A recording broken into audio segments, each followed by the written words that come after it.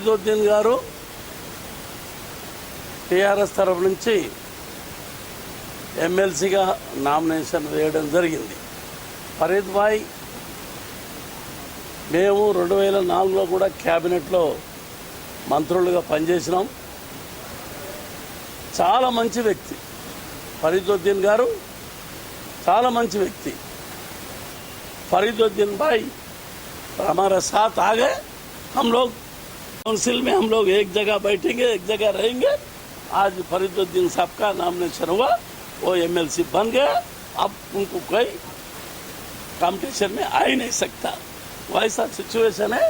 मैं सबको फरीदुद्दीन भाई को मुबारकबाद बोलते हुए मेरा सीएम साहब का शुक्रिया अदा करता हूं कि उन्होंने तीसरी एमएलसी फरीद भाई को दिए हैं. सबसे पहले रहमान साहब को एक एमएलसी दी गई थी, बाद में मुझे दी गई और अब फरीद भाई को दी गई. असम्बली में के अलावा काउंसिल में भी माइनॉरिटी की नुमाइंदगी बराबर होने के लिए सीएम साहब ने फरीद भाई का नाम 1 महीने पहले अनाउंस किया था और आज वो नामिनेशन दाखिल किया. टीआरएस पार्टी वाहिद पार्टी है जो अवामी पार्टी है, गरीबों की पार्टी है. क्योंकि सीएम साहब ने जो मैनिफेस्टो में था उसके अलावा भी कई स्कीम लाए. शादी मुबारक मैनिफेस्टो में नहीं था. शादी मुबारक के लिए सीएम साहब ने माइनॉरिटीज़ के खासतौर से मुस्लिम माइनॉरिटीज़ के 45,000 से ज़्यादा शादी करवाए, 51,000 रुपये दिए जा रहे. उसी तरह रेजिडेंशियल स्कूल हमारा मैनिफेस्टो में नहीं था, उसके बावजूद माइनॉरिटीज़ के लिए 160 रेजिडेंशियल स्कूल सैंक्शन किए और जिसमें 71 रेजिडेंशियल स्कूल चालू भी हो चुके हैं. उसके लिए 4,250 करोड़ का बजट सैंक्शन किए और माइनॉरिटी का जो बजट है 1,200 करोड़ का बजट है, जो हिंदुस्तान में सबसे ज़्यादा है. क्योंकि यहाँ पर हमारे ऑनरेबल सीएम साहब मुसलमानों के हालात को बहुत अच्छा जानते हैं. वो चाहते हैं कि दूसरी कौम की तरह माइनॉरिटीज़ भी डेवलप हो. कल राजनाथ सिंह से हमारी मुलाकात हुई थी. मैं और हमारे ईटल नारायण साहब फाइनेंस मिनिस्टर साहब, हमारे चीफ सेक्रेटरी साहब वहाँ मौजूद थे. उन्होंने खुद हमसे पूछा कि भाई आपकी स्टेट तो वेलफेयर स्टेट है, 35,000 करोड़ का जो आप लोग वेलफेयर देते हैं, हिंदुस्तान में कोई भी स्टेट, आपकी स्टेट को जब भी नाम निकलता है तो वेलफेयर स्टेट का नाम निकलता है. डेफिनेट हमारे ये जितनी भी हमारी तरक्की है हमारे सीएम साहब को जाती है. क्योंकि सीएम साहब ने 14 साल में मुसलसल तेलंगाना के बारे में डीप स्टडी की है और एहतजाज भी तेलंगाना के लिए करते रहे. और इंडिया में हमारे सीएम साहब नंबर 1 सीएम करार पाए हैं. ये प्राइम मिनिस्टर के सर्वे में जो अच्छा काम हमारे स्टेट में हो रहा है, आज हिंदुस्तान के कोई स्टेट में नहीं हो रहा.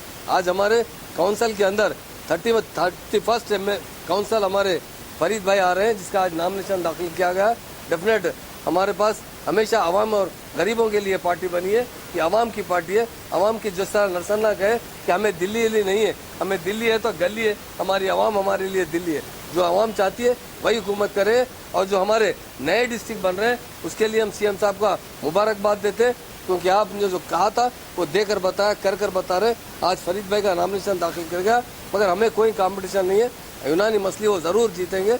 हम मुबारकबाद सीएम साहब का शुक्रिया अदा करते हैं और हमारे फरीद भाई को बहुत बहुत मुबारकबाद देते हैं. के चंद्रशेखर राव साहब जो वादा किए थे उसके बिना पर आज नामिनेशन दाखिल किया हूं.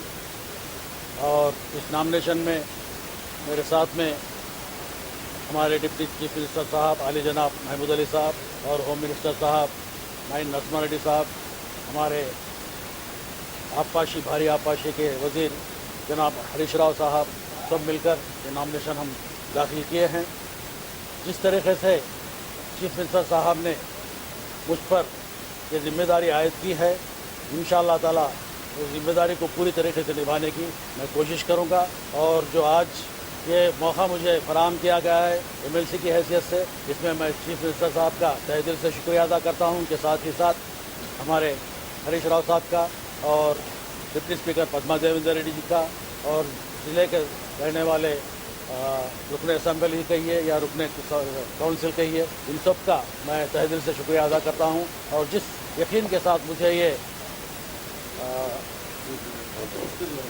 पोस्ट दिया गया है उसका मैं वादा करता हूं कि पूरी कोशिश करूंगा कि उनकी उम्मीदों पर खरा उतरूं.